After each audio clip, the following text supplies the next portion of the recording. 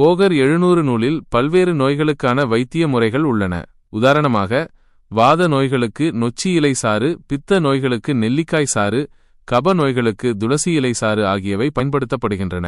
இந்த சாறுகளை குறிப்பிட்ட அளவு எடுத்து தினமும் காலையில் வெறும் வயிற்றில் குடித்து வந்தால் நோய்கள் குணமாகும் என்று போகர் கூறுகிறார்.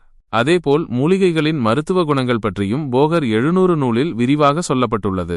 உதாரணமாக, துளசி இலை ஜீரண சக்தியை அதிகரிக்கும், நெல்லிக்காய் நோய் எதிர்ப்பு சக்தியை அதிகரிக்கும், கற்றாழை சரும பிரச்சனைகளை குணப்படுத்தும் என்று போகர் கூறுகிறார்.